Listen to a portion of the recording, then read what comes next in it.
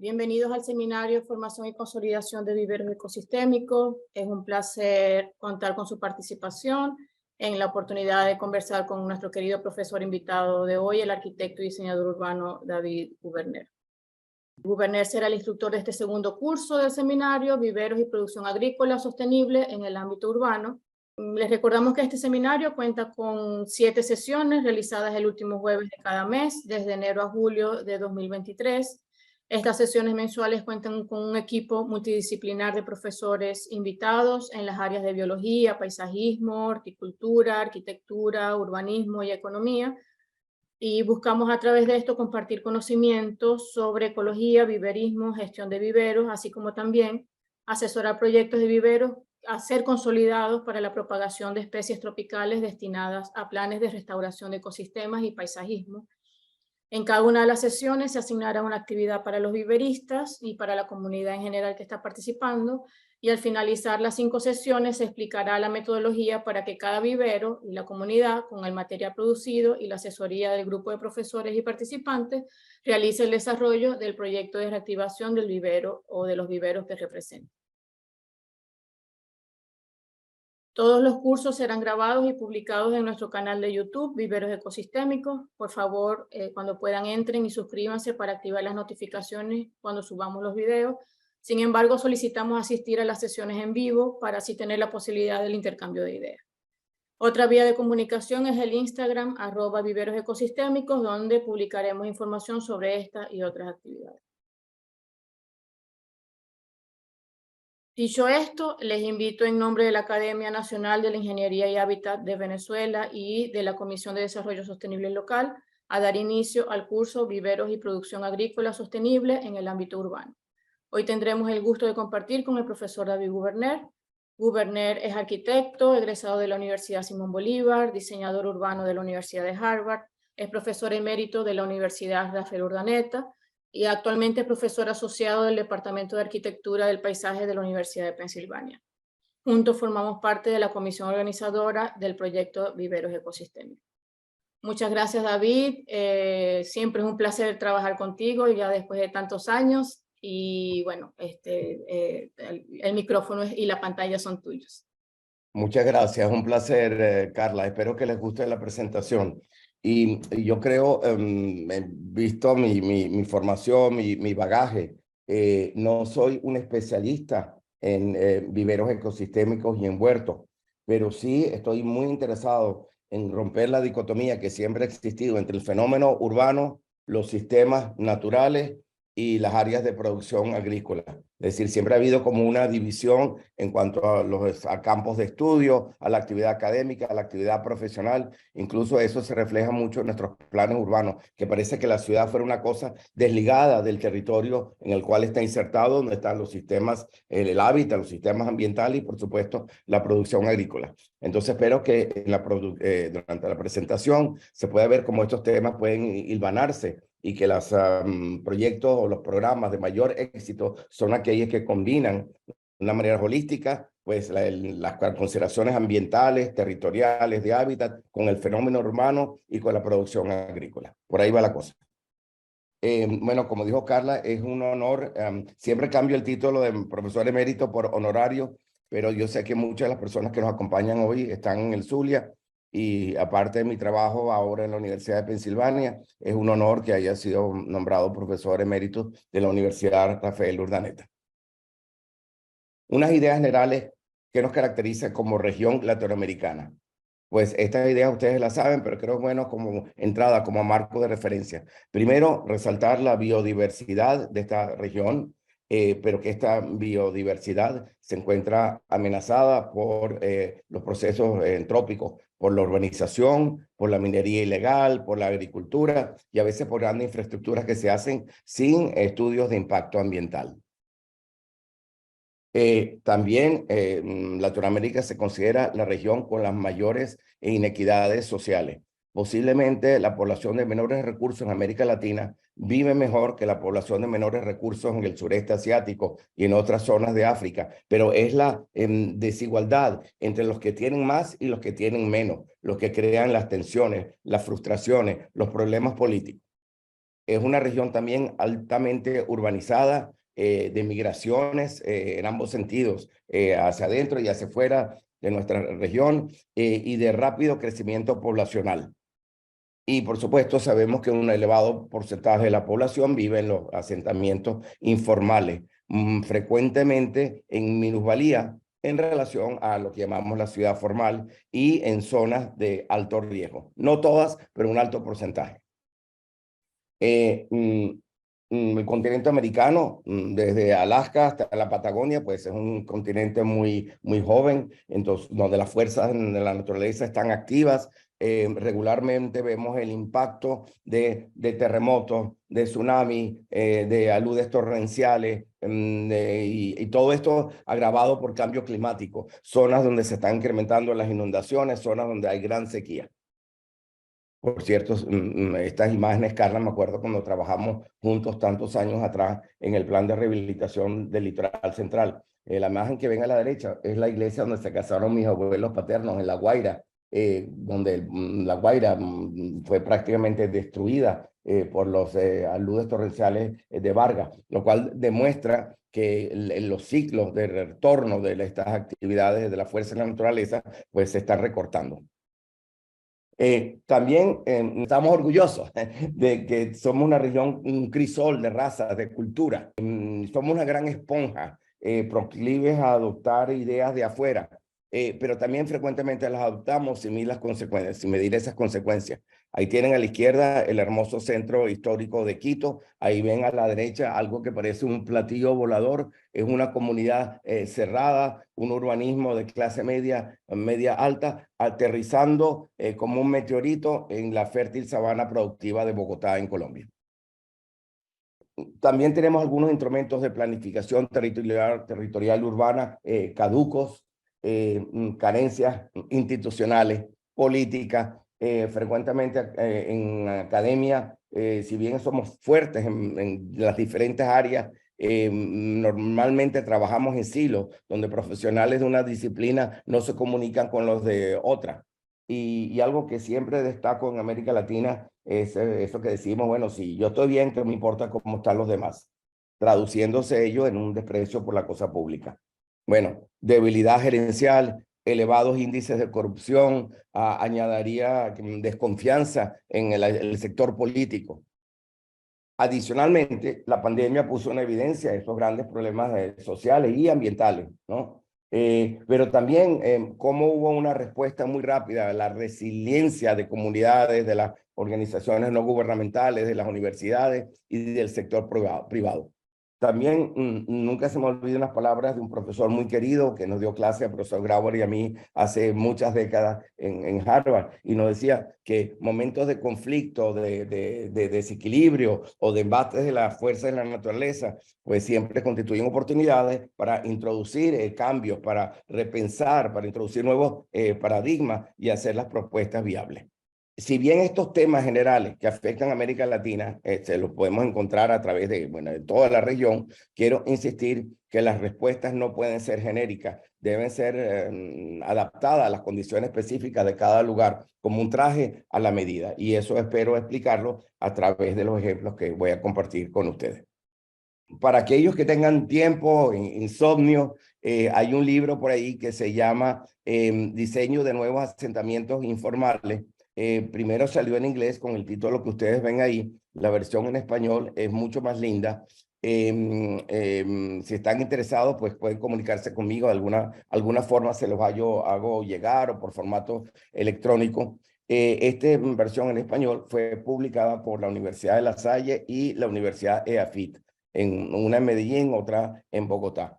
Y básicamente en ese libro yo hablo que los procesos de urbanización tienen que tener en el siglo XXI otorgar gran valor a los aspectos ambientales del paisaje, los cuales los procesos de urbanización hasta ahora han parecido ignorar. Por otra parte, todo aquel que lidia con los problemas de urbanización tiene que entender que no se trata de un fenómeno estático, sino que la ciudad, como los procesos de la naturaleza, están en continua transformación. En consecuencia, no se puede hablar de una solución rígida, permanente, normativa, sino que estamos de alguna forma aupando procesos de transformación. Otro aspecto importante de esta filosofía o de este método en mi libro dice que nosotros los planificadores urbanos estábamos acostumbrados, y sobre todo los arquitectos, a tratar de controlarlo todo. En inglés se dice control freaks, ¿no? Paranoicos del control. Donde más bien, obviamente, la ciudad y los procesos en el medio ambiente van por su propio camino, y tenemos que ser muy selectivos y abordar lo que es relevante en cada caso y no pretender controlarlo todo. Eso lo voy a explicar también a través de ejemplos.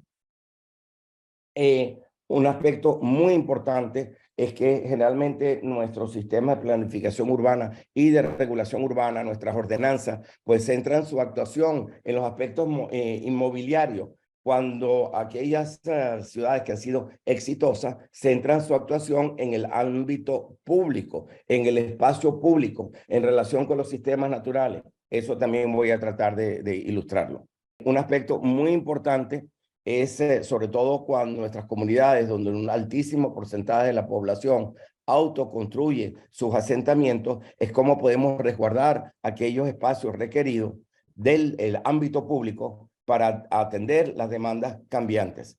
Lo voy a explicar también. Por ejemplo, si nosotros estamos haciendo un desarrollo urbano en Alemania, en Japón, y decimos, esa zona hay que resguardarla porque tiene un altísimo valor ambiental y es adecuada para una reserva ecológica o para un parque, pues lo metemos en un plano de zonificación y se respeta. En nuestro medio, bueno, tenemos millones de personas en América Latina viviendo hasta dentro de los parques nacionales la figura de mayor restricción ambiental. Entonces, ¿cómo podemos imaginarnos unos mecanismos de planificación y diseño para evitar que aquellas áreas que no deben ser urbanizadas se mantengan a resguardo? Eso lo voy a tratar de ilustrar también. También un aspecto bien importante tiene que ver es que generalmente los diseñadores, los planificadores, los urbanistas, nos preocupamos por aquellos aspectos de orden espacial, territorial, dónde están los usos del suelo, por dónde va la vía, pero todos esos sitios son receptáculos, escenarios donde transcurren las actividades urbanas. Entonces, ¿cómo a través de nuestro urbanismo podemos fomentar mayores niveles de socialización, de cultura de paz, de producción agrícola, de diversificación económica, de manejo de aguas, de reducción del impacto del cambio climático? Es decir, esto va mucho más allá de la forma física de las ciudades, sino todos los procesos que se dan en esos receptáculos urbanos. Y de alguna forma voy a explicar que para que tengamos éxito, esto es una suerte de combinación entre lo que se planifica, se diseña, porque el diseño tiene mucho valor, y la gestión, cómo se gerencia, y todo esto con la participación de la comunidad. Esto es como el gran marco teórico de introducción al tema. Carla ha visto estos dibujitos numerosas veces, pero lo comparto con ustedes. Es una manera de simplificar la aproximación a las ciudades. Y lo divido en estas tres categorías. Una que tiene que ver cómo nosotros actuamos o prefiguramos el ámbito público. Yo lo digo corredores, es como el sistema el esqueleto o las venas, las arterias, el sistema de sustento del organismo. Y por esos corredores transcurren aguas, personas, bienes, ideas. Entonces, es el sistema realmente de soporte. Yo lo dibujo de una manera, como ven, orgánica, no cartesiana, porque generalmente es la forma más amable de adecuarnos a la topografía, a los flujos de agua, a las características del suelo, a los hábitats, y no la imposición de un sistema cartesiano que lo ignora. Lo verán en los ejemplos. Luego aparecen estas figuras que parecen unos discos de Alexander Calder en el aula magna de Caracas, o unos hígados, unos estómagos, y entonces unos tienen punticos y otros no. Bueno, esto son las áreas de urbanización. Algunas, los punticos dicen, miren, ¿cómo podemos hacer para que esas áreas de autoconstrucción, los barrios, estén ubicados de manera adecuada y se beneficien de los corredores? ¿Y cómo hacemos para que esos discos que no tienen punticos tengan los usos que cualquier ciudad amerita y que generalmente no aparece en la ciudad informal? Y esos son, bueno, los hospitales, las escuelas, los tecnológicos, las granjas, los centros de transporte. Lo explicaré en detalle. Y finalmente, un concepto que me parece bastante interesante. No me gusta la palabra en español custodio, porque suena un poquito militar. En inglés se utilizaba la palabra stewards. Vamos a decir cuidadores de jardín. Suena más bonito y apropiado al tema de hoy.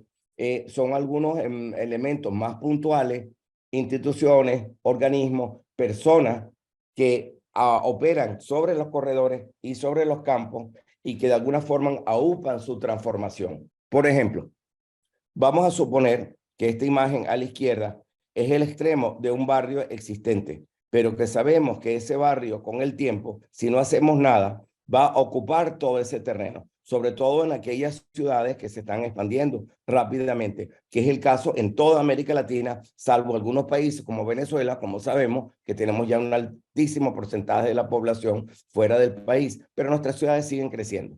Entonces, si no hacemos nada, pues ese territorio se va a ocupar. ¿Qué es lo que hace un buen planificador teniendo en mente estas ideas de resguardo ambiental, estas ideas ecológicas? Pues trata de identificar aquellos elementos que deben permanecer libres de urbanización. Por ejemplo, las nacientes de agua, las quebradas, las planicies de inundación de esas quebradas, los suelos de altísimo valor agrícola, las zonas de masas de vegetación importantes y de biodiversidad. Incluso podíamos identificar aquellas zonas de valor arqueológico o de valor histórico.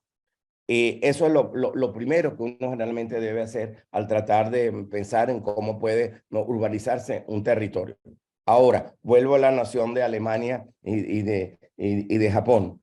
En esos países basta con identificar estos elementos, colocarlos en un mapa, sancionar el plan y en teoría van a permanecer libres de ocupación. Este no es el caso de nuestros países. Entonces, ¿qué es lo que la propuesta dice?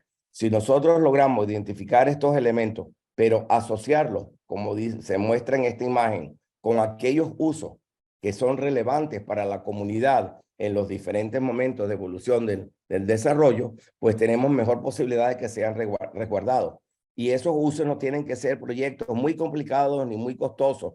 Pueden ser granjas vecinales, como ven aquí en la imagen, pueden ser canchas de bolas criollas, pueden ser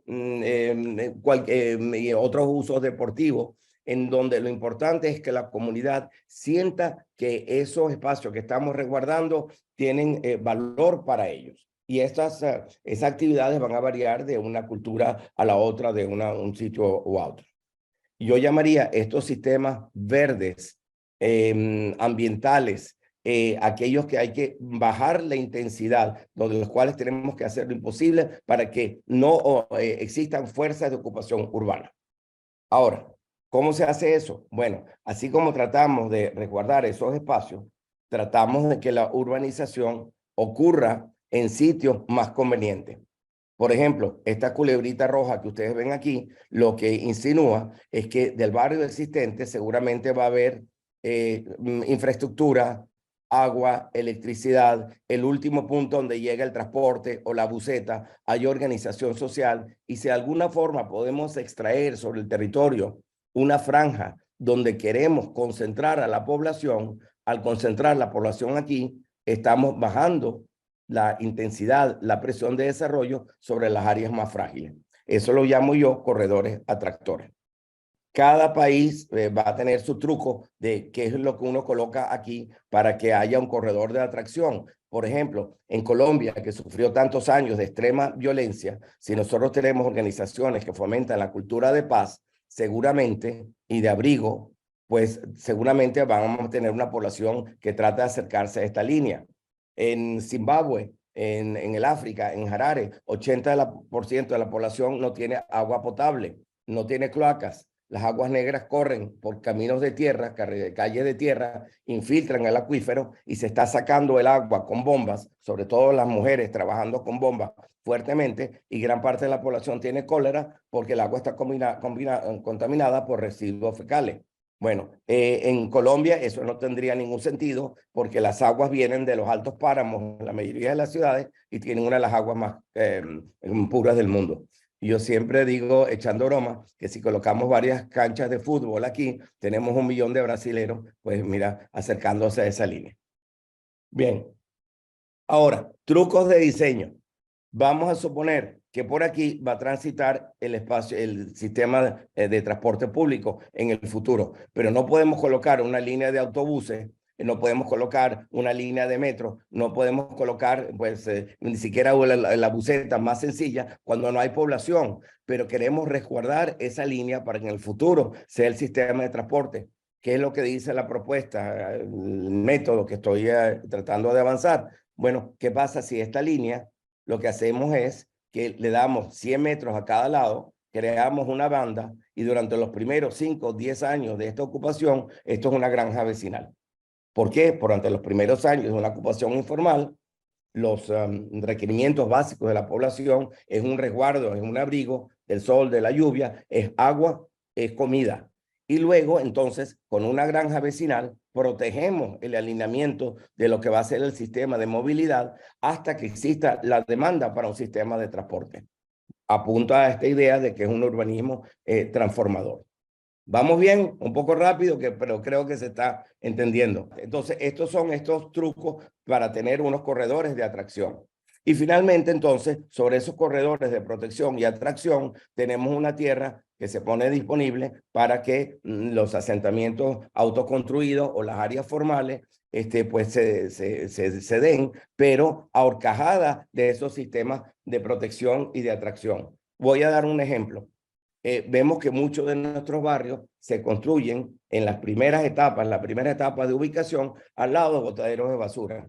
¿Por qué? Porque de los botaderos de basura se extraen materiales requeridos para la construcción cuando la comunidad en esos primeros estadios de ocupación no tiene recursos. Entonces son plásticos, son madera, son vidrios, son metales. El único problema es que en estos botaderos de basura pues lo que tenemos es eso, que en una mezcla de desechos médicos, son sitios muy insalubres, tenemos las imágenes de los chicos peleándose con los residuos, con los amuros. ¿Qué pasa si tenemos un sitio de pre-reciclaje? Por ejemplo, acá, y la ciudad organiza un pre-reciclaje de esos materiales de desecho que bien clasificados y con asistencia técnica sirven para comenzar a desarrollar las primeras moradas de estos pobladores. Con el tiempo, esto comienza a consolidarse, la población es urbana, comienza a tener mayores ingresos, mayores aspiraciones, llega un momento en que ya no se reciclan materiales para la vivienda, ese parche se pasa a una frontera, se reinicia el proceso con una ocupación más reciente y al hacerlo se libera el terreno donde la comunidad y los planificadores pueden decidir qué hacemos con ese parche. Es una granja vecinal, es un área de manufactura, es un parque. Si nosotros no le estamos dando a ese parche un uso temporal, provisional, ese barrio nunca va a tener ese tipo de equipamiento porque va a ocurrir, como ocurre en nuestro barrio, kilómetros continuos simplemente de los punticos. Bueno, yo creo que las ideas están más o menos claras. Y finalmente, el último concepto de estos custodios o cuidadores de jardín, supongamos, por ejemplo, que esta es el área conveniente para urbanización, pero a partir de esta línea al sur del desarrollo, donde podemos tener una vía menor o un sistema de ciclovías, un sistema peatonal, a partir de esta línea, supongamos que nosotros detectamos que estas son las tierras agrícolas de mayor valor o que son tierras inundables. En consecuencia, no debería haber urbanización ahí. Bueno, ¿qué pasa si nosotros localizamos una escuela granja, una institución respetada por la comunidad, una iglesia, una ONG, el brujo del pueblo, lo que quieran, y lo ubicamos acá y le damos custodia de una franja muy delgada, así tengamos que cercarlo y decirle, señores, ustedes tienen la custodia de este terreno? Eso ayuda a establecer un cinturón, una banda que evite que el desarrollo crezca hacia la zona sur donde están esos suelos de altísimo valor. Y lo mismo podríamos hacer, pues mira, ese sistema de reciclaje que está aquí es un custodio de esto hasta que el sistema de reciclaje se pase a otra zona y pasa a ser un nuevo custodio. Por ejemplo, miren esta imagen aquí abajo a la derecha. Eso acababa de inaugurarse, este espacio público. Ahorita los árboles están crecidos, se utiliza diariamente, está ocupado y está adyacente a una biblioteca pública. Se llama una biblioteca parque en Medellín. Esto es se llama la Biblioteca San Javier. Está conectada por un sistema peatonal al metro elevado de Medellín. Bueno, esas bibliotecas parque en Colombia son tan respetadas como un colegio Fe y Alegría y en Venezuela, por su alta calidad docente, por la calidad física de las instalaciones, por la gerencia, por el mantenimiento. A nadie se le ocurre, teniendo este custodio de la biblioteca, ocupar este espacio público. Esa es la idea de estos cuidadores de jardín, de custodios, de amigos, de supervisores de estos sitios de espacios públicos. Con eso se garantiza el resguardo de ese espacio abierto, su gerencia, su mantenimiento e incluso su transformación futura en otros usos. David, ¿te puedo interrumpir un Sí, segundito? sí, claro. Aprovechando esta imagen, creo que es lo hemos hablado, ¿no? Quizás en nuestro tema hablando sobre los viveros ecosistémicos, quizás los viveros o las instituciones que están motorizando estos viveros actualmente, pongo como ejemplo nuestros dos primeros viveros base, el Jardín Botánico y el de la Facultad de De la Agronomía, luz. el de Luz. Ellos podrían ser eso, de hecho, ellos están siendo esos custodios de esos lugares, ¿no? Así. Y todas estas bolitas que están apareciendo, todos estos puntos negros en la ciudad, también estarían trabajando en red. En algún momento dijiste, bueno, este puede ser el lugar de reciclaje. Me recordé mucho a Grisel Mercadante con el Zulia Recicla, con todos sus centros de acopio. Correcto, Los que nos centros de están, acopio y que son nos están dotando todos los materiales para la plantación, para correcto, correcto. Ok, Clarísimo, entonces Carla, es muy, como muy pertinente. llevándolo un poco también a entender que todo esto que parece una cuestión teórica, que es como un esquema de toda la experiencia que tú tienes en trabajos y en diseños y planificación de ciudades, que es producto de esa experiencia, no es una cosa que está saliendo solamente de la academia, sino que está trabajando con la realidad y que nosotros también podríamos usarlo.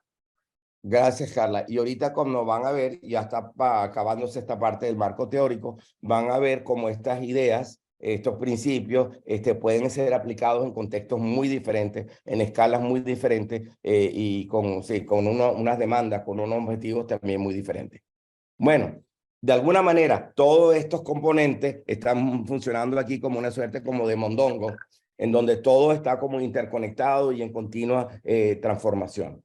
Insisto en esta parte de continua transformación porque las ciudades crecen en población, las distintas comunidades tienen diferentes intereses, distintas aspiraciones. Esto no es estático, esto está de nuevo transformándose permanentemente. Y lo importante es cómo podamos mezclar estas distintas componentes para que el sistema como que sea una ecología urbana mucho más resiliente y otra vez en continua transformación. Bueno. Vamos a empezar con ejemplos a ver cómo esta aproximación teórica puede llevarse a la realidad. Y he seleccionado como unos 4 o 5 casos de estudio, algunos de escala muy territorial, otros de escala más de distrito o vecindario, y voy a terminar con unos ejemplos mucho más puntuales en la ciudad de Filadelfia, de prácticamente huertos vecinales a escala de vecindario, a partir de lo cual se va a derivar la tarea que Carla le va a asignar al grupo hoy. Pero comencemos con esto. Una escuela granja como conector urbano y social en un sector de la ciudad de Guatemala llamado Villanueva. Villanueva se encuentra al sur de la ciudad de Guatemala, aunque en una elevación como de 1.800 metros en un valle volcánico. El valle es relativamente plano, rodeado por un cinturón de conos volcánicos. Y obviamente ustedes saben que donde hay vulcanismo, pues suele haber suelos muy fértiles. Y lo que ven en esta imagen aérea es, miren esto, un terreno que originalmente era agrícola, con una típica subdivisión en cuadrícula para la agricultura, lo cual facilita la irrigación, saber cuántas hectáreas están dedicadas a cada producto, qué sé yo. Estas eran vías de tierra que también permitían extraer la producción agrícola, y con el tiempo esta cuadrícula agrícola se ha ido urbanizando informalmente. Aquí pueden ver unos barrios mucho más consolidados, muy densos. Estos son bastante parecidos a los barrios que podemos encontrar en Maracaibo, por cierto. Y luego vemos un sector en donde la cuadrícula está comenzando a urbanizarse. Es una zona mucho menos densa, pero que seguramente con el paso de los años esto será igual a aquello. Luego encuentran un inmenso vacío que de alguna forma la urbanización se detiene. Miren el tamaño de esto, donde aparentemente hay unas zonas con algunas instalaciones, hay unas quebradas y luego hay una tierra plana y se ven como unos, el rasgado de una zona de tierra que se está preparando para la siembra. Esto es una inmensa escuela granja de una producción bastante baja en un país en donde hay muy poco suelo público. Guatemala tiene una de las peores leyes de expropiaciones que existen en América Latina, que cada vez que se quiere hacer algo de utilidad pública, como una vía, un colegio, una universidad, un aeropuerto, pues esto pasa siglos metidos en el Congreso guatemalteco porque se protege de tal forma la propiedad privada que el Estado casi no puede actuar en el ámbito público. Pero esto es una de las pocas escuelas granjas de un gran terreno libre en la ciudad. Y del otro lado, lo que ven aquí son unos desarrollos privados cercados de esos que se entran con una tarjeta electrónica o con un guardia, en donde esto tiende a ser clase media, media alta, donde esta comunidad, pues obviamente no tiene ningún contacto con esto.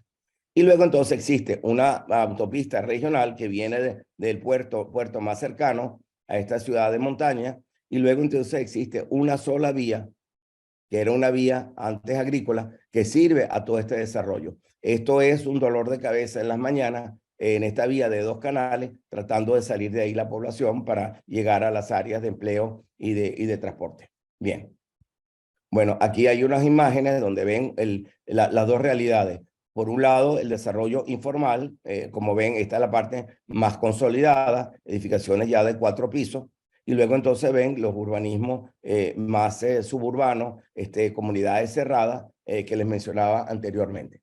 Aquí pueden ver el límite del terreno de la escuela granja, perdone, y aquí ven la imagen aérea. Pero fíjense la vía de los 2 canales. Esto es tomado un día domingo sin tráfico. En un día normal, esto es una cola permanente. Y lo que ven aquí es un muro, ¿no? Que aísla la escuela granja de la vía, donde la gente sabe que hay una escuela granja ahí, pero ni siquiera la ve. Bueno, esas son las condiciones actuales. Aplicando los conceptos, lo que dice es lo siguiente. Miren, vamos a tratar de aumentar la producción agrícola en esta área de terreno, que es equivalente prácticamente como al 50% del terreno. La producción ahorita es muy baja. En América Latina la producción, la rentabilidad de producción es prácticamente un 10% de lo que sería la rentabilidad la producción en un país como Holanda, un país altamente agrícola y de producción floral. Aquí lo que dice es, vamos a tratar, entre otras cosas, de aumentar la productividad agrícola. Vamos a tratar de tener un corredor ambiental, que es la quebrada, que vincula una masa de vegetación al norte y una masa de vegetación al sur. Estas áreas más verde intermedio, lo que dice es que toda esta producción agrícola tiene un cierto grado de fertilizantes que deben ser filtrados antes de entrar a la quebrada, si no la estamos contaminando. Entonces, una primera estrategia es aumentar la producción agrícola y atender los problemas ambientales de contaminación de la quebrada.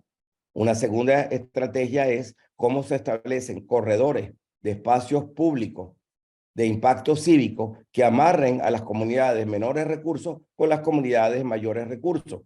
Y generalmente, si bien la dinámica inmobiliaria es sumamente distinta, ya hay desconfianza social, ya hay roces, en nuestros países sabemos que hay muchos usos que compartimos. La iglesia, el mercado, el deporte, la rumba, la recreación, los parques, el transporte.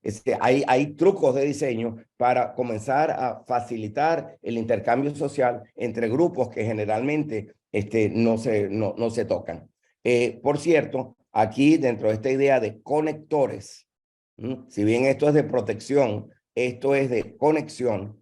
Ven aquí este corredor que era la vía, esa delgadita que le mostré, al estar dentro del terreno de la escuela granja, es una vía que se puede ampliar se puede colocar un sistema de transporte en autobuses con canales exclusivos, se colocan donde están las paradas y obviamente se hace coincidir esas paradas de transporte con algunos de estos corredores de espacios cívicos principales. Y luego, entonces, hablando de los parches, aquí tenemos una zona de crecimiento urbano, básicamente una mezcla entre autoconstrucción y una zona de uso mixto sobre el corredor de transporte, eso que vendría a este sector, y luego hay una zona, mientras esto es un muro ciego que le da la espalda a la escuela granja, aquí hay una posibilidad de tener desarrollo clase media diseñado de una manera que sea mucho más amable y que den frente a esta nueva suerte de parque agrícola recreacional. Y es un concepto bien interesante, en donde lo agrícola no tiene que ser simplemente producción a través de los viveros, de plantas de material comestible o material para el paisajismo o para rehabilitación de hábitat, sino se puede combinar esos viveros con el aspecto recreacional. Y eso lo vemos claramente, por ejemplo, en el caso del Jardín Botánico de Maracaibo. Es más, ese es el tipo de soluciones ideales porque estamos llevando a niños, a jóvenes, a personas de cualquier edad a recrearse, pero entendiendo el valor de la componente botánica, hay un valor pedagógico en estos espacios recreativos botánicos. Bueno, estos son diagramas. Esto es como un diagrama, se pasa a una solución más precisa de diseño y como ven aquí hay una cosa muy bonita. Está el corredor ambiental que protege la quebrada, están las estrías estas de producción agrícola donde se van mezclando distintos tipos de productos, unos son más hortalizas, otros más son frutales, qué sé yo, y luego entonces la misma geometría que rige la producción agrícola es una geometría que comienza a organizar el desarrollo urbano. Vamos a imaginarnos que estamos en este barrio en proceso de consolidación, podemos venirnos por alguna de estas callecitas, entramos a la parte de nuevos desarrollos autoconstruidos y de repente encontramos una pequeña vía que conecta al sector de clase media. Aquí hay otra, por ejemplo, descubriendo esas oportunidades de conexión. Estos son viarios, son vías de dos canales, y luego entonces existen estos elementos de espacio público que ustedes ven aquí, en donde hay senderos peatonales, hay también huertos, hay espacios recreativos, hay manejo de agua, hay preescolares, hay mercados, qué sé yo. Y entonces aquí hay una imagen de lo que puede ser ese espacio recreacional botánico visto en más detalle. A ver si encuentro otra imagen de esto. Ajá. Por ejemplo, estas zonas autoconstruidas que ustedes ven aquí, esto es una vía pequeña, la siguiente vía está como a 180 metros de distancia y eso permite tener entre una vía y otra un vecindario donde lo que ven acá es esencialmente un desarrollo peatonal. Todo este sistema rojito son vías peatonales. Uno puede venir del vecindario autoconstruido, cruza la línea de transporte y entra a través de estos caminos peatonales que se conectan con el parque. Esto que ven ustedes aquí como una idea muy general, cuando se desarrolla, fíjense aquí está la vía, esto que está en gris era lo que vimos en la otra, en rosa, en naranja, son los sistemas peatonales. ¿Y qué es lo lindo de estos desarrollos? Bueno, que como ven aquí hay dos partes de viveros municipales aparecen uno en el espacio público, fíjense aquí hay un peatonal, aquí hay otro, aparecen estos viveros en el espacio público, obviamente de acuerdo a las respuestas culturales de cada sitio. En algunas comunidades esto no puede estar sin cerca, tienen que tener un custodio, otras comunidades son mucho más sanas, donde se respeta más la propiedad privada, pero esto está en el espacio público. En cambio, fíjense aquí que aparecen unos desarrollos de unas 12 viviendas aproximadamente, y en el interior de acá hay unos patios en cooperativa donde puede haber huertos vecinales también. Entonces, las dos características, en el espacio público y en los fondos de estos desarrollos. ¿Cuál es la ventaja de tener estos huertos en cooperativa? Que si esto es en cooperativa, nadie se va a atrever a robar o invadir ese corazón, puesto que es cooperativo. Si esto simplemente fuera el retiro posterior de una casa, eventualmente nos robamos ese retiro. Entonces, esto está ayudando a que exista una producción agrícola en cooperativa de estos vecinos que están aquí y, por otra parte, asegurar un porcentaje de espacio abierto que permite la infiltración de aguas al acuífero y qué sé yo. Ahora, ¿por qué en este sitio en particular este desarrollo habitacional de autoconstrucción tiene la componente agrícola?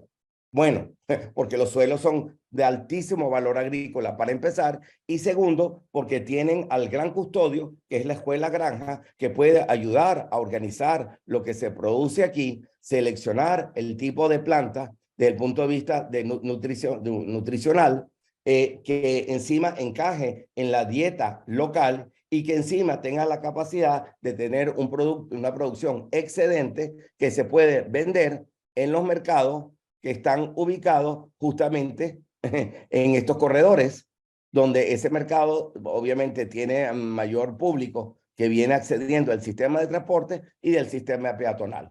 Entonces, como ven, esto no es simplemente un urbanismo de usos del suelo, es un urbanismo cualitativo, es un urbanismo que reconoce las características locales, como esta tierra tan fértil, los sistemas de agua, el potencial económico que existe para aprovechar ese suelo.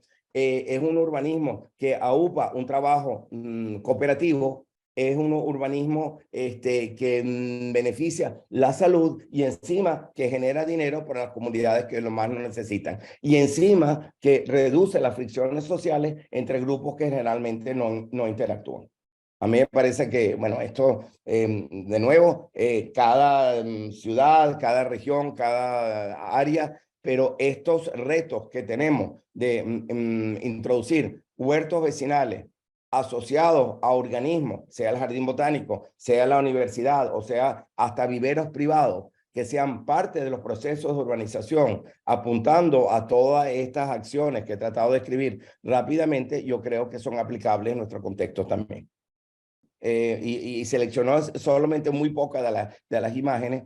Estos estudiantes en particular estudiaron la paleta botánica, la paleta de vegetación, y no solo eso, prepararon una suerte como de librito, de manual que ayuda a la población a establecer, bueno, cómo se hacen las camas de humus, cómo es la irrigación, cuál es el tipo de especie, dónde se consigue la asistencia de la escuela granja. Entonces va desde la parte física de planificación, un poco abuela de pájaro, hasta, como ven aquí, unas propuestas mucho más detalladas de diseño, hasta la parte de gestión, de organización, de comunicación. Todo esto es un cuero seco que tiene que estar amarrado.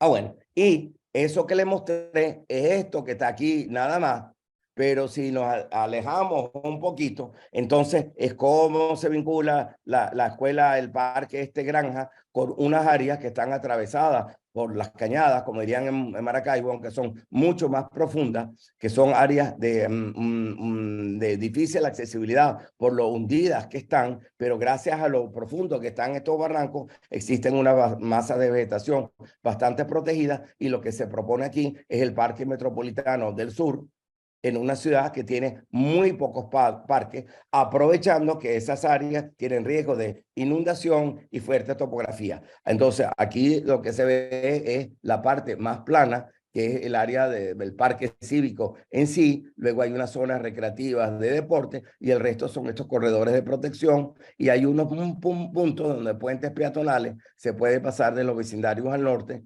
a nuestra zona más al sur, con unos puntos que permiten conexión peatonal sobre la garganta. Bueno, entonces, de ir de una visión casi puntual de los vecindarios a una visión más territorial. Bien. Por cierto, estos dos casos de estudio, como se está comunicando con nosotros, están en el público, gente de distintas regiones del país, no solo del Zulia. Comencé por zonas más de montaña, y los siguientes casos de estudio vamos a ir a tierras planas, cerca zonas costeras de clima más cálido. Entonces van a ver cómo cambia la estrategia, cómo puede adecuarse a contextos diferentes. Se llama del café de sol al café de sombra, y cómo se pueden recuperar las quebradas en un departamento de Colombia que se llama El Quindío, en una ciudad pequeña que se llama Circasia. David, Eh, también tenemos la participación de la profesora María Verónica Machado, que está en Barranquilla. Entonces, a ella y su... María Verónica, un placer. Pues tenemos algunos casos colombianos. Tenemos esto en la zona cafetera y también tengo un caso en la costa Caribe, en Cartagena. Mucho gusto. Entonces, vamos un poquito a la zona cafetera. La zona cafetera en Colombia fue designada hace unos años una zona de paisaje agrícola, cultural, arquitectónico resguardado por la UNESCO. Es quizá uno de los paisajes culturales de mayor extensión reconocidos por la UNESCO. En ese momento de la declaratoria había como 147 municipios y se sumaron otras 30 o 35 de un departamento que se llama el Tolima hace poco tiempo. Bueno, ¿qué es lo que pasa? Fíjense esta imagen. Y el pueblito que ven aquí es un típico pueblito en cuadrícula. Por cierto, en esta zona de Colombia hay una cosa que no tuvimos nosotros en otros países. Uno ve esto y dice, sí, es un pueblito colonial. Resulta que parece una estructura colonial, pero estos pueblos se crean después de la independencia de Colombia y se llaman pueblos productos de la colonización antioqueña. Es decir, gente de Antioquia que se muda a esta zona, emprendedores básicamente agrícolas que desarrollan y fundan estos pueblos siguiendo el patrón endamero. Bien, entonces, ¿qué es lo que vemos aquí en esta imagen? Pues mira, por un lado vemos una cuadrícula muy organizadita, en algún punto debe haber una plaza fundacional, la equivalente a todas las plazas Bolívar en Venezuela, y luego entonces ven cómo el pueblo comienza a crecer con estas patas de araña. Estos son los desarrollos más recientes, fragmentado. Entonces, fíjense, hay un vacío urbano aquí, hay una vía que alguien urbanizó la hacienda del compadre acá. Es decir, una cantidad como de retazos, como la ciudad va creciendo de manera dispersa o difusa hacia la periferia. Pero lo más grave de este asunto es lo siguiente. Estas montañas tenían bosques tropicales en pendientes de esta naturaleza y lo que ven aquí en la imagen a la izquierda es estos bosques han desaparecido porque con el tiempo se ha introducido la siembra de café de sol. Como saben, el café de sombra, que es el que conocemos en Venezuela, se da bajo la fronda de un hábitat mucho más rico. Es un café que puede estar, una planta de café en producción 50, 60, 70 años con muy poco fertilizante. El café de sombra, la ventaja que tiene es que prácticamente como un viñedo es muy fácil cultivarlo. Bueno, fácil, en esta pendiente tan fuerte, pero se puede caminar siguiendo las cotas horizontales y es muy fácil para recoger, más fácil que recoger el grano que estar metido en un bosque donde hay una planta aquí, la otra 4 metros, la raíz, la culebra. Bueno. Entonces, este café de sombra, obviamente desde el punto de vista de sol, es mucho más fácil cultivarlo y se acelera la producción y se aumenta la producción. El problema que tiene esto es que han desaparecido los bosques, obviamente aumenta la erosión. El café de sol cada 10, 12, 15 años hay que empezar a reforzar la producción con fertilizantes. Estos fertilizantes contaminan las quebradas y los ríos. Entonces, los queridos amigos de la UNESCO, si bien reconocieron la belleza del paisaje, el esfuerzo de un área de producción agrícola extraordinaria, las técnicas, la irrigación, la cultura, la música, la culinaria, todo esto que está relacionado con la siembra del café, pues no reconocieron el descalabro ambiental que significa el café de sol, que por cierto es uno de los productos importantísimos de la economía colombiana. Entonces, ese es básicamente el problema, tomando el caso de estudio de Circasia. No voy a entrar en mucho detalle, pero lo que ven aquí es, por una parte, cómo estamos tratando. Fíjense aquí la plaza fundacional, ven la cuadrícula, por aquí debe haber venido un camino rural, que era el acceso al pueblo, pasaba por la Plaza Bolívar, como pasan todos los caminos de los pueblos coloniales, y luego salía aquí y subía a la vía regional, que es la autopista de la zona cafetera.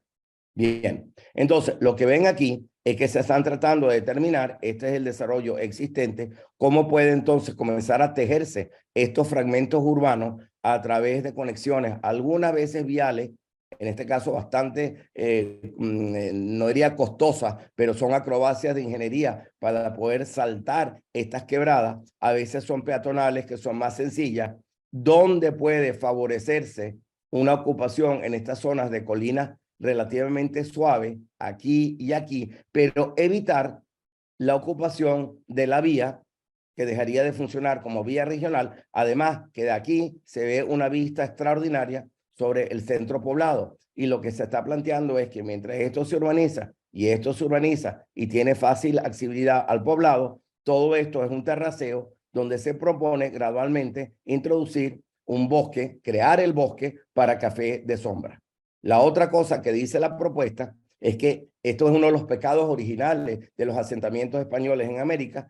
Todos les dan la espalda a las quebradas. Nunca había un valor paisajístico de espacio público. La quebrada era para tomar agua y para eliminar los desechos. Entonces, en todos nuestros pueblos latinoamericanos, y esto es un pecado original que viene a nuestros días, hay un desprecio por los cursos de agua. Entonces, ¿cómo de alguna forma uno puede mejorar la relación entre la estructura urbana y estos cursos de agua de altísimo valor, no solo ecológico de hábitat, sino también productivo? Una cosa que obviamente estos son trabajos que hacen estudiantes de paisajismo, de urbanismo, de diseñadores urbanos. Muchos de ellos nunca habían estado en Colombia y muchos menos tenían idea de cómo se produce el café. Y lo que hicieron fue documentarse de cómo se están, puede crearse un bosque tropical, obviamente sin la riqueza del bosque original, pero con una mayor diversidad, para de una forma comenzar a plantar no solo los jóvenes plantas de café, sino puede como combinarse entonces con guayaba, con mango, con samanes, con mijao, es decir, poco a poco, perdonen, se va recreando un bosque, manteniendo o promoviendo una producción de café, por cierto, de mejor calidad. Encima, con el perdón de los colombianos, frecuentemente el público europeo, que es mucho más exigente que el norteamericano, está exigiendo que el café que compren sea café de origen, es decir, que venga de producción, que haya respetado el medio ambiente y que no haya acabado con los bosques, aparte de la mano de obra, qué sé yo. Entonces, ya en esta región de la zona cafetera de Colombia, existen muchas granjas pequeñas en donde están apuntando a introducir gradualmente el café de sombra. Si ustedes ven un artículo que salió hace 2 días en el periódico El País de España, habla sobre este mismo proceso de introducir café de sombra en Costa Rica. Revísenlo, salió hace como 2 días. Bueno, entonces lo que quiero decir con esto es que por una parte, estos señores que están planificando un desarrollo urbano se documentan con especialistas sobre las técnicas de poder introducir gradualmente café de sombra. Aquí aparecen, si quieren, los modelos en las secciones, y luego entonces cómo eso puede adaptarse a la topografía de las distintas zonas. Por ejemplo, toda esta es una zona que está por urbanizarse y, como ven, se está aprovechando los suelos más planos. Siempre hay o una vía peatonal o una vía pequeña que hace que los desarrollos miren hacia el barranco y no le den la espalda. Y luego entonces generalmente existe un área de peatonal a la altura de los nuevos desarrollos, y luego entonces un terraceo para la introducción del café de sombra en las zonas de mayor pendiente. Esto es lo que significan estas imágenes. Nuevamente, es un desarrollo urbano. En este caso, nuevamente, el 80% de la población autoconstruye. No son grandes desarrollos inmobiliarios, pero se está combinando buenos trazados urbanos, buenos espacios públicos, resguardo ambiental y producción agrícola en zona urbana. Aquí hay otro ejemplo, yo creo que se lee clarísimo, nuevamente donde comienzan los puntos de conexión, donde aparece simplemente una calle para que las casas siempre miran sobre el espacio público. Hay unas áreas de espacio público como esto que están acá, con canchos de fútbol. Hay zonas donde la pendiente es tan fuerte que inmediatamente viene el terraceo para el cultivo del café. Bien, esto es un caso bien interesante también. A ver si lo puedo poner acá. A ver, no, el cursor. Miren, aquí está esa vía importante que va hacia la Plaza Bolívar. Y esa vía, por cierto, en esta población de Circasia tienen unos carnavales, tienen unas fiestas patronales que se hace con jinetes, con caballos. Eso se hace a lo largo de esta vía que va hacia la Plaza Bolívar. Resulta que aquí hace como unos 15 años hubo un terremoto muy fuerte, hubo daños terribles. Y resulta que los escombros se lanzaron en este terreno de 2 hectáreas, que lo llaman ahora la escombrera. Resulta que ese terreno estaba libre, estando cerca de la vía principal, porque era un terreno municipal, y la razón que no se había desarrollado era que era la naciente de la quebrada, pero lo llenaron de escombros cuando el terremoto era el terreno más cercano que tenían. Entonces, por otra parte, supimos que el alcalde de este pueblo, que era arquitecto, por cierto, estaba haciendo la maestría de ambiente en la Universidad de La Salle de Bogotá, quería hacer un teatro botado por aquí, en el terreno de un compadre.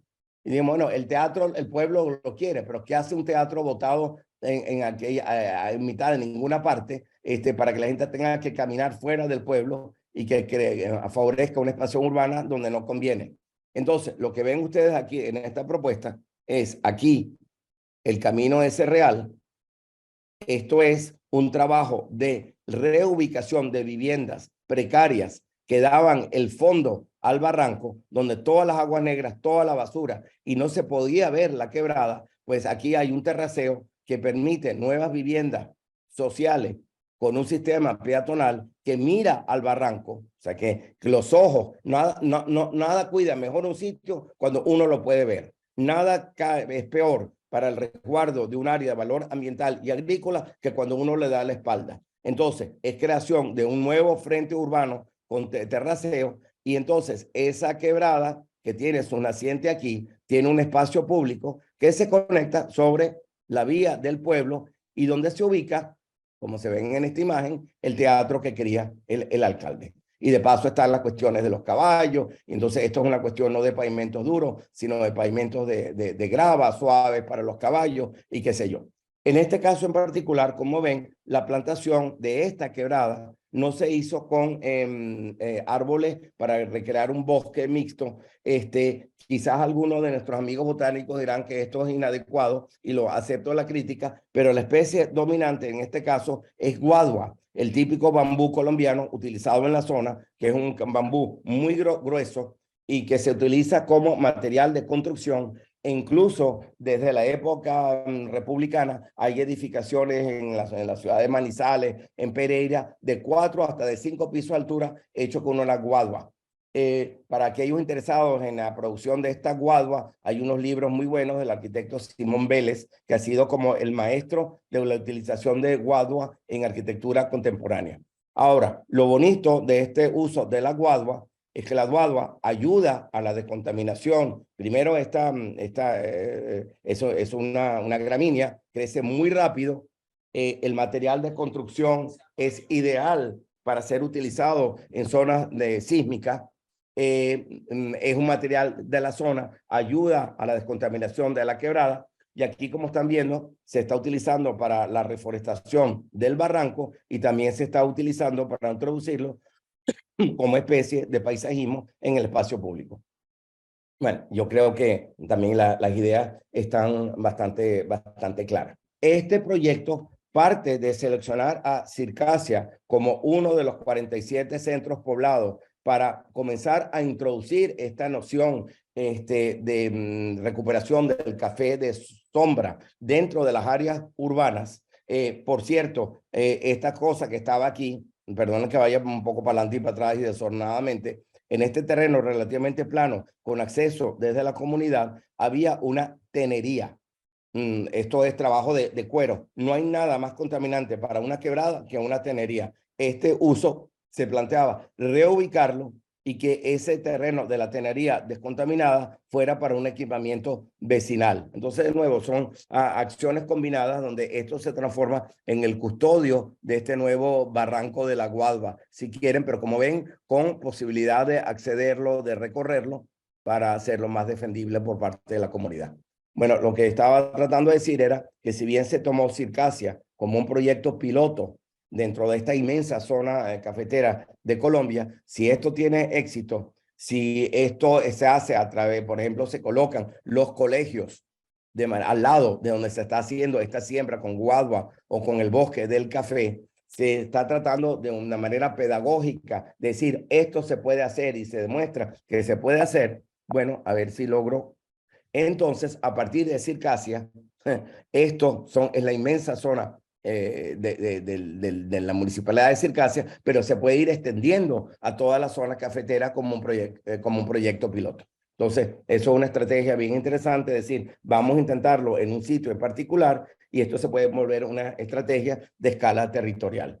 Lo bonito de esto, y es lo que está haciendo las comunidades más progresistas en Costa Rica, en la zona cafetera, es que esta introducción gradual del café de sombra no disminuye la producción, no la corta del café de sol, sino que a medida que se va introduciendo el café de sombra, se va teniendo una producción de mangos, de guayaba, de otros árboles frutales, y luego entonces tenemos la siembra de samanes, de mijao, que van dando el alto bosque de la sombra, que en 20 años, bueno, tardamos 20 años en destruir toda la zona, el hábitat de la zona cafetera, estaremos otros 20 años para poder recrear unas condiciones de hábitat y producción más sana y de mayor rendimiento. Quería decir algo, si me permiten. Sí. En el espacio ese donde David habla de la guadua, también está planteado, si mal no recuerdo, viveros para la producción de árboles para ser sembrados en otras partes donde hay café de sol. Correcto, correcto. Mira, quisiera mostrar esto muy rápido, pero porque es muy distinto y tiene que ver más que con la planicie de Maracaibo en Puerto Rico. Obviamente Puerto Rico, un destino turístico importante. La economía de Puerto Rico se vino abajo porque el segundo motor económico era industria farmacéutica. Estados Unidos cambió las condiciones de impuestos, quebró la industria farmacéutica. Puerto Rico tiene unos patrones muy bajos de dispersión urbana, casi suburbana, inadecuados para una isla que se está llevando por delante los sistemas ambientales. Y miren estos datos. El 80% de la población de Puerto Rico es importada, porque hay unas normas que dicen que todo producto que entra o sale de Puerto Rico tiene que ocurrir a través de naves o aeronaves de Estados Unidos. Encima, es una zona afectada regularmente por los huracanes. Ajá. Y estamos trabajando en este sitio que se llama Toa Baja. Está situado al oeste del área metropolitana de San Juan. Tiene unas playas bien interesantes, tiene algunos vestigios patrimoniales, tiene una zona suburbana como podemos encontrar en el Zulia. Esto se creó en los años 50, parece casi un campo petrolero que con el tiempo la gente fue modificando y sin embargo está afectada regularmente por inundaciones en lluvias normales y se imaginan cuando hay huracán. Ahora, les muestro esta imagen porque aquí ven un centro fundacional español de 1700 y pico, una cantidad de parches informales, esa zona que parece el campo petrolero modificado y una zona de ocupación informal en las colinas. Pero todo lo que ustedes ven aquí son las áreas sujetas a inundación.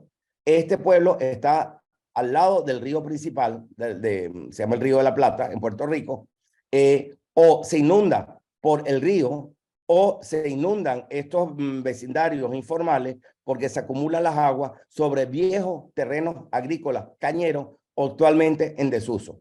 Para colmo de males, esto que ustedes ven aquí, estas rayas, son esas zonas que están previstas que estarán bajo el nivel de las aguas solamente en 20 años con la subida del nivel del mar. Y finalmente, estas zonas que están aquí están afectadas no por inundaciones, sino por deslizamiento. Entonces tenemos todos los problemas de inundación juntos. Bueno, hay imágenes, esta es la realidad. Muestro esta imagen que es muy bonita porque a nivel territorial lo que aparece aquí es lo que los holandeses llaman espacio para el río. Es decir, en lugar de canalizar el río con un canal de concreto, lo que se hace es que se hace con infraestructura verde, con excavaciones, con relleno, sitio para que el río pueda expandirse en un momento de crecida y comienza a aumentarse la infiltración al acuífero o se empoza el río y se aumenta la evaporación. Eso mismo está ocurriendo en este sector entre estos dos vecindarios, que es un punto más bajo, permitiendo recoger todas las aguas de estas viejas zonas agrícolas para evitar que inunde esto y que inunde esto. Y finalmente, esto que ustedes ven aquí es la propuesta de la construcción de un dique que puede servir para un camino de bicicleta y de paseo turístico ecológico, porque si ese dique no se hace en los próximos 15 años, comienza a meterse el agua salobre.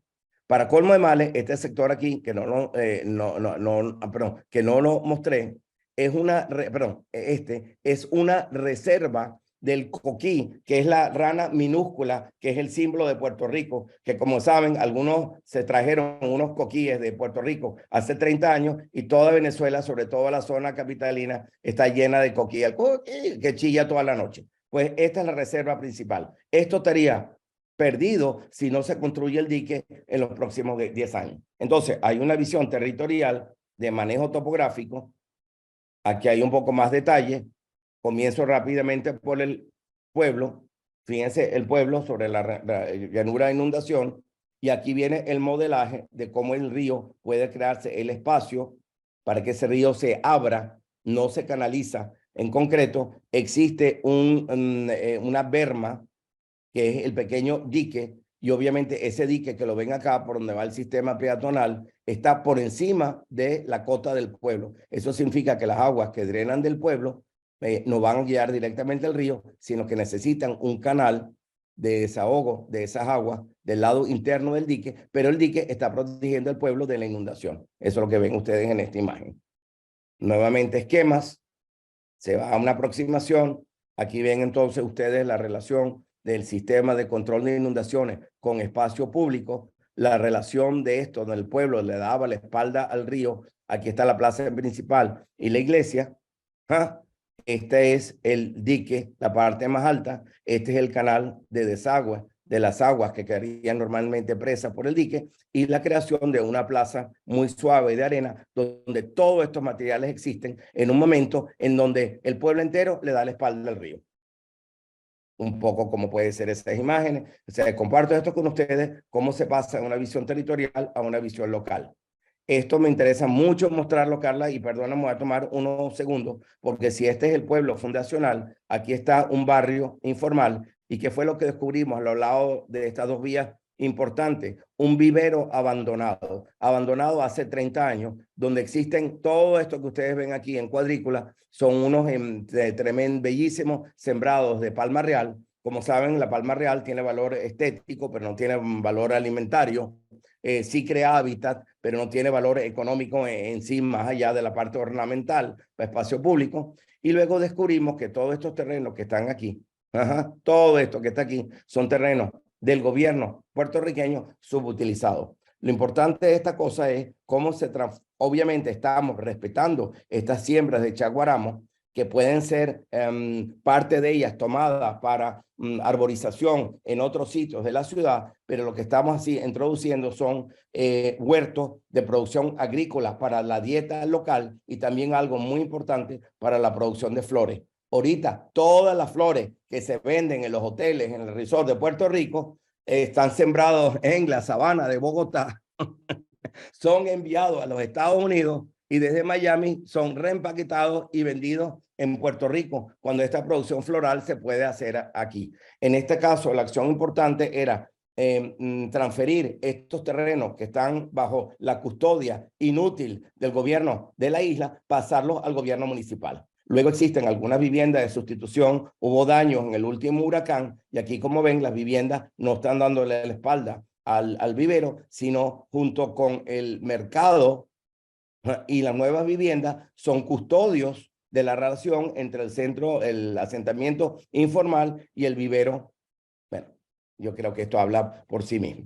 Las características del mercado, las nuevas viviendas de sustitución, y esta era una cuestión bien importante, era que en esa zona de grandes humedales, también para aumentar la concentración de agua y aumentar la evaporación, se está planteando la introducción de nuestra palma moriche, que es poco conocida en Puerto Rico, pero que se puede dar en este contexto, y como saben ustedes, toda la utilidad alimenticia y también de fibras para hamacas, para sombreros, qué sé yo, que produce el moriche. Entonces, luego, combinando un vivero, en este caso de una especie única, pero adaptada, y también obviamente hay malangas y una cantidad de plantas que se pueden dar sobre el humedal. Bueno, yo creo que con eso podemos terminar. Sí, bueno, esto fue parte del mismo proyecto donde había viviendas de sustitución. Aquí se perdieron unas 150 viviendas con el último huracán, y resulta que descubrimos que en la propuesta, en la zona, había esta era una de las vías principales donde pasa el transporte público, dos hermosos cerros, y aquí encontramos estos terrenos de asfalto, donde esto ni siquiera es un estacionamiento, un centro comercial, de oficina, simplemente es un cementerio de carros. Esos terrenos se podrían adquirir por parte del Estado para este nuevo desarrollo de viviendas de sustitución, en donde se están respetando los dos cerros, se está creando una zona más recreativa, hay una zona de mayor densidad hacia la vía, y luego entonces existen estos desarrollos de vivienda donde todos se le están incorporando sus granjas vecindarios, como aparece aquí en la foto. David, me gustaría que cerraras con tu broche de oro y los pequeños jardines en Filadelfia. Ay, Unos 5 minutos más, por favor. claro, perdona, porque usted no me recordó eso. La ciudad de Filadelfia fue capital de los Estados Unidos. ¿Qué pasa? Fue la sede de la Revolución Industrial. Todo el mundo se ría cuando presento esto, cualquier hueco es bueno. Pues resulta que a partir de los años 50 hubo un gran descalabro económico en la ciudad porque por varias razones. Una, comenzó el desarrollo de la industria automovilística. Las grandes compañías petroleras comenzaron a presionar al gobierno americano para construir las autopistas. Esto fue el caso venezolano también. Las clases media y altas se mudan del centro de la ciudad a la periferia. Toda esta idea era que la gente se moviera en carro y que consumiera bastante gasolina. Y se comienza, y por otra parte cambia la tecnología portuaria, también ocurre en Maracaibo, es decir, los viejos puertos de paleta ya no sirven, sino que viene la tecnología de puertos de container. Pues las ciudades que no se pusieron las pilas y adecuaron sus puertos a la tecnología de container quedaron muy resacadas económicamente. Y esto le pasa a Filadelfia. ¿Por qué digo toda esta historia previa? Porque entre el año 40 y 50 y tanto al 60 y tanto, la ciudad pierde 1.8 millones de habitantes, quedando ahorita en 2.5 millones, lo que había sido la capital del país y de la revolución industrial. Digo todo esto porque la ciudad comenzó a vaciarse y quedaron miles de lotes vacíos, desperdigados, sobre todo por aquellos vecindarios que eran vecindarios obreros cercanos a donde estaba la manufactura. Bueno, ¿qué es lo que hemos hecho en Filadelfia en los últimos 20 años? Pues ustedes pueden imaginarse que estos lotes vacíos, en donde poco a poco se ha ido recuperando, quizás hemos recuperado 300,000 habitantes en los últimos 15 años, pero todavía tenemos lotes vacíos para otro 1,5 millones o más. ¿Qué es lo que ha hecho la ciudad? Pues se ha organizado para que estos lotes vacíos se transformen en huertos vecinales, como ven en esta imagen. Y esto fue repotenciado durante el periodo del COVID, no solo como huertos vecinales, sino como sitios recreativos, sitios donde se podía comer afuera cuando no se podía comer dentro de los restaurantes. Y son miles de huertos de estos, algunos en pleno corazón de la ciudad, quedan pocos, pero la mayoría dentro de los vecindarios y los vecindarios de menores recursos. Entonces, ¿cuál es la ventaja de esto? Primero, estos lotes vacíos se quedaban llenos de monte, llenos de basura. Eran sitios que la comunidad denunciaba donde había consumo de drogas, donde se escondían los malandros. Y entonces, si bien estos lotes tienen propiedad privada, el propietario llega a un acuerdo con la comunidad o con el municipio para su usufructo sin perder la propiedad del lote. Si algún día la actividad inmobiliaria, la población vuelve a ocupar estos sitios y sabemos que tenemos muchos lotes vacíos en Venezuela, muchas propiedades que están vacías gracias al éxodo que hemos tenido en el país, esto parece una estrategia sumamente inteligente. Ahora, la cosa se hace más compleja todavía, porque generalmente, imagínense que en este lote existió una vez una casa.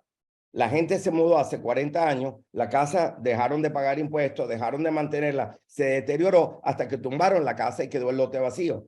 Cuando queda el lote vacío, se desenmascara la fachada lateral de algo que estaba apareado. Había una casa pegada a este muro. Entonces, ¿qué es lo que hicieron? Comenzaron a desarrollar los huertos comunitarios con unos murales comunitarios. Esto es un trabajo que se hace entre artistas y la comunidad, que decide cuál va a ser el tema que van a trabajar. Y la comunidad no solo decide el tema, sino ayuda en la ejecución del mural. existen por lo menos 800 huertos vecinales con murales de este tipo en la ciudad de Filadelfia. Y me parece que es una estrategia hermosísima. Uno dice, bueno, a fuerza de pequeños huertos vecinales se está creando toda una producción agrícola en una ciudad que, por cierto, tiene algunos de los índices más altos de obesidad de los Estados Unidos. Se está contrarrestando esto con material comestible y también con árboles que sirven para reforestar el vecindario y otros sitios de la ciudad. Nuevamente, mejoramiento de la calidad de vida, mejoramiento urbano, un sentido de pertenencia y de lugar, mejoramiento de la salud a través de comer mejor, mayor infiltración al acuífero y un material botánico que sirve para el paisajismo de la ciudad. Bueno, ahí están. Esto es. Hay miles de imágenes de estas. Podía haber pasado horas explicando esto, pero yo creo que esto es muy bonito porque todos los ejemplos anteriores hablan de grandes estrategias de planificación urbana a distintas escalas, pero esto nos lleva a una escala puntual, local, en donde esto tiene éxito. Claro, hay una organización que AUPA, que da asistencia técnica, que orienta, pero el trabajo esencialmente es un trabajo comunitario apoyado con especialistas que dan la orientación sobre la preparación del suelo, de las camas, la selección de especies, qué sé yo, y el trabajo mancomunado entre el huerto y los artistas. Bueno, ahí está. Aquí, por ejemplo, miren, esto era una instalación abandonada a la orilla del río. Esto puede ser en Maracaibo también. Y lo que ven aquí es uno de estos containers abandonados y pintados y organizados para siembra. Estos containers portuarios que también tenemos en la región zuliana por ahí. Y bueno, yo le estoy hablando desde esta casa. Esta es mi calle. Es una calle totalmente peatonal y lo que tenemos en la mitad es un huerto vecinal comunitario.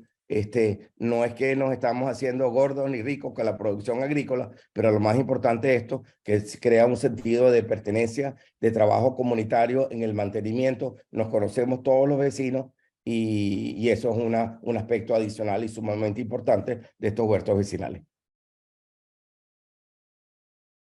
Gracias.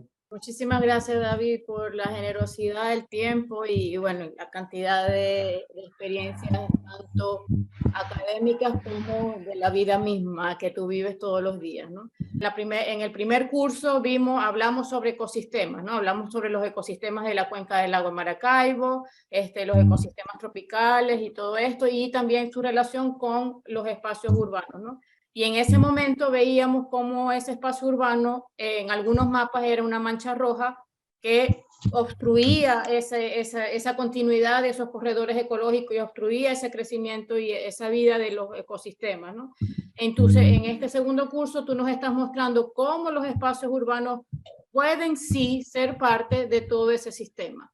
Entonces creo que es una posición muy linda que nos puede abrir mucho más la mente de cómo podernos imaginar nuestras ciudades y nuestros pueblos como parte de ese ciclo de vida del que formamos parte. Carla, lo importante con lo que tú has dicho de cambiar el paradigma. Imagínense la mayoría de nuestros funcionarios municipales en un sector de urbanismo que andan con una lupa viendo a ver si el proyecto de tal promotor se le ha pasado 10% del área de construcción, ¿no? O si le faltó 15 centímetros de ventilación de un baño, ¿no? Y le regresan el proyecto 20 veces al promotor, cuando eso es una parte minúscula del desarrollo de la ciudad de Maracaibo y de tantas ciudades venezolanas, cuando estos aspectos que realmente impactan en la calidad de vida, espacio público, valoración ambiental, producción agrícola, socialización, todos estos temas deberían ser el norte de nuestros planes urbanos y no están en el tapete. Tenemos la herencia de estos instrumentos de zonificación que parece que lo que fueran dados es para regular el mercado inmobiliario del sector formal. Ahí es donde está el problema. En realidad es así, y actualmente los vemos, tú también lo habías comentado, la población urbana en un país como el nuestro en Venezuela, por causa de esta migración masiva, está disminuyendo. Y esa disminución no solamente se ve en el flujo en las calles, pero también se ve en esos grandes terrenos vacíos, que eran ocupados con estacionamiento, grandes terrenos de viviendas desocupadas, grandes terrenos de espacios que supuestamente iban para nuevos desarrollos que no están siendo desarrollados y todo, y mientras tanto la gente encerrada en las casas, ¿no? Entonces, en estos días estuve en un evento en Luisiana y cuando estábamos hablando de esto, del proyecto de los viveros ecosistémicos, una profesora se acercó y me dijo, mira, hay un proyecto que es similar a lo que ustedes están planteando, que ellos lo que están buscando es como que crear un parque nacional comunitario, ¿no? Entonces ya es otra escala, ¿no? Entonces ellos, lo que ellos están apostando es que no necesitas de un gobierno a que decrete una zona como un parque nacional, sino que si cada uno de nosotros con estos huertos comunitarios, con este espacio de acera que está sin uso, con el uso del estacionamiento como parque, como jardín, como terraza, como huerto, como vivero, como lo que sea, todas esas áreas van sumando para estos grandes parques naturales, ¿no? O grandes parques protegidos. Entonces, lo que quería comentar con esto es que no dependemos de una ley, hacemos mucho más actuando, ¿no? Y eso es un poco lo que queríamos también dejar por aquí. Nada, quería simplemente complementar con algo que creo que es muy importante y que no lo tocaste y que siempre lo hemos manejado como parte de... En estos corredores, en muchos casos, coinciden, digamos, con oportunidades topográficas, geográficas, digamos, vegetación existente, etcétera, que al conectarlo uno con otros, en algunos casos, en la mayor parte de los casos, si se puede hacer físicamente mejor, entra en contacto con otro elemento que es muy importante en nuestras ciudades, que es la fauna. Entonces, el poder ir de un lado para el otro sin tener que atravesar sectores urbanos arriesgando la vida de los animales. Obviamente, en el caso de Filadelfia, por ejemplo, se benefician mucho las aves, pero en muchas oportunidades, en muchos casos tenemos la oportunidad de generar corredores verdes para que, por ejemplo, yo vivo en Boston, lo que está sucediendo ahorita desde la pandemia es que tenemos, yo aquí abajo veo conejos, veo, qué sé yo, todo tipo de ardillas, etcétera, pero están caminando sobre el pavimento, porque obviamente nunca se pensó que cuando bajase durante tanto tiempo digamos, la actividad urbana, tan de repente, hay también, ¿cómo se llama? Pavos salvajes. Entonces, estamos viendo una cantidad, digamos, de mezclas poco diferenciadas entre lo que es urbano y lo que no lo es, y que creo que tenemos la gran oportunidad de repensar, especialmente cuando estemos haciendo proyectos como el que está mostrando, como lo que me mostró David, de cómo podemos establecer ciertos corredores aprovechando las oportunidades que nos brinda cada uno de los casos. O sea, simplemente era para complementar algo que no se tocó, que tiene que ver con fauna. Gracias. Bien, buenísimo, Oscar. Y cuando viene el corredor de fauna, porque la idea es que no haya interrupción, como dicen, la idea del corredor es que haya continuidad, ¿no? Entre áreas botánicas y que se pueden mover de un sitio a otro. Entonces, por ejemplo, frecuentemente cuando tenemos las quebradas, hay un cierto tipo de animal que fácilmente se mueve bajo las vías. Inclusive en las alcantarillas más pequeñas, si se hace más generosa, pero hay un cierto tipo de animales que tienen que ir en la superficie, que no va bajo el corredor, y ahí se hace la cosa más complicada. Entonces, mira, hay ciudades que han delimitado, que han dicho, esto es un paso de vía, y un paso de peatones, y un paso de animales, y te dicen, esto tiene que ser, respete eso tanto que se fuera un peatón, y se diseñan para que existan esos pasos por encima. Bien importante, bien importante.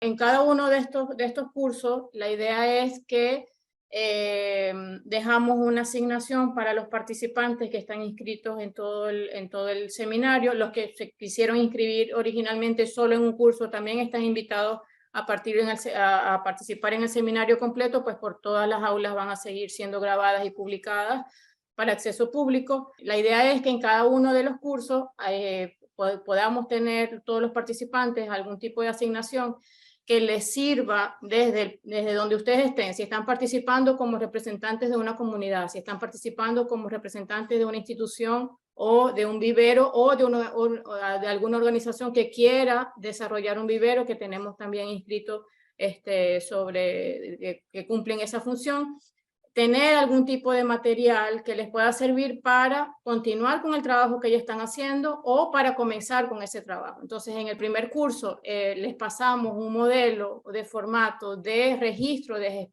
especies que los viveros que estén haciendo o ustedes en sus casas como familia estén propagando dentro de sus jardines para que puedan tener ese registro y eso lo puedan ir guardando para la actividad final.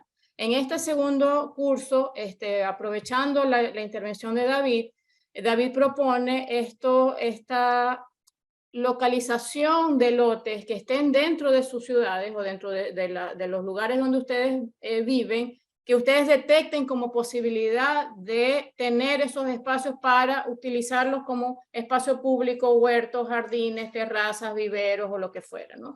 Entonces, les dejamos en el chat esa explicación. David puede explicarlo más ampliamente y la idea es que puedan llenar un formulario. Voy a dejar también el link de ese formulario en el chat para que podamos compartirlos en la próxima sesión. Buenos días. Buenos días, Marco.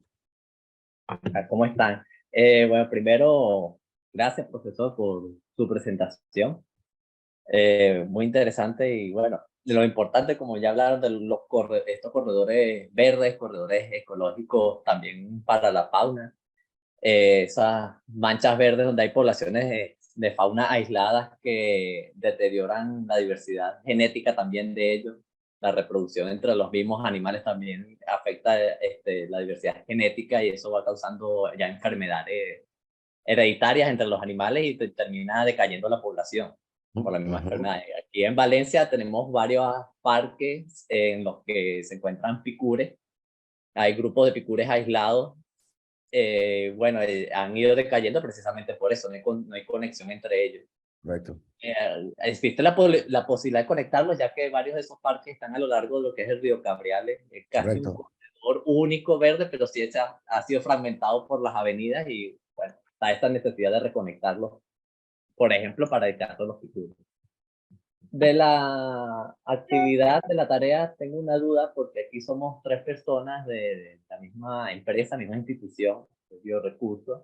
Entonces no sabemos si cada uno tenemos que hacer esa tarea individualmente o la presentamos en grupo. Yo creo que deberían presentarla en grupo. Fortalecen, claro. Ok. Bueno, esa era la duda y quería hacer agregar este comentario de la perspectiva de aquí de Valencia. Gracias, Marco, con mucho gusto. Mira, ahí puse un dato simplemente reforzando lo que ha dicho Carla, que todos ustedes tienen en la mente, ¿no? O han pasado por sitios o simplemente motivados por estas charlas, comienzan a ver la ciudad con un ojo distinto diciendo, ese sitio tiene potencial, ¿no? Porque está en el corazón de la comunidad, porque se ve totalmente abandonado y no puede ser, porque saben que hay una institución al lado. Va a haber muchas razones por las cuales ustedes digan, ese es el sitio que tiene potencial, porque ustedes viven ahí, porque hay una asociación de vecinos, porque hay una empresa que lo tiene al lado, que con un poquito de ayuda estarían dispuestos a invertir. Entonces, la primera invitación es que tengan la agudeza de decir, ese como que es el sitio que tiene potencial, ¿no? Y comienzan a documentarlo un poco, decir cuál es el problema, quién es el propietario, qué podría ocurrir ahí, quiénes podrían ser la gente que nos ayude a esto, cuál podría ser la limitación, etcétera. O sea, comenzar a armar la idea al inicio y ahí entramos nosotros a darle la asistencia. Sí, viendo su presentación estaba prestando bastante atención para captar ideas, porque aquí lo que es el río Cabriales y también hacia los cerros, que estamos rodeados de cerros, igual que Caracas, hay mucha presión con el desarrollo de barrios. Hay una parte que yo he observado de bosque junto al río de Galería que se ha ido perdiendo y lo han suplantado con siembra de plátano. Y, bueno, y entonces también los barrios que se están desarrollando, entonces, ¿de qué manera podemos ponerle fin a esa invasión que hay ahí? ¿Qué atractivo se puede hacer que lleve a la conservación de ese espacio verde que no se pierda? Porque también ya están construyendo en áreas sensibles a deslizamiento y a inundación. Marco, yo quiero que tú sepas simplemente que a veces personas que son importantes en la vida, uno influye en tantas cosas. Cuando Oscar y yo estábamos buscando hacer un posgrado, hace mucho antes que tú nacieras, terminamos en la Universidad de Harvard y había un señor que era como 20 y pico años mayor que yo, que estaba estudiando paisajismo. Ese señor era Eduardo Santaella, valenciano y caraqueño de los dos, y él fue el que diseñó el Parque Peñalver. O Negripólita, como se llama ahora. Ese fue uno. Son los dos parques juntos, esos dos parques están unidos. Y entonces. Y hay otro más.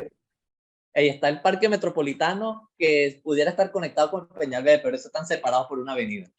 Exacto. Pero este señor fue el que nos abrió los ojos a la importancia de los aspectos botánicos, de recreación, de colonias de animales, de asociaciones botánicas y hábitats dentro de la ciudad, y de alguna forma nos motivó en nuestra orientación pedagógica y profesional, y Oscar y a mí, que terminamos siendo profesores de gente brillante como Carla y tantos otros. Una figura muy importante en nuestra vida.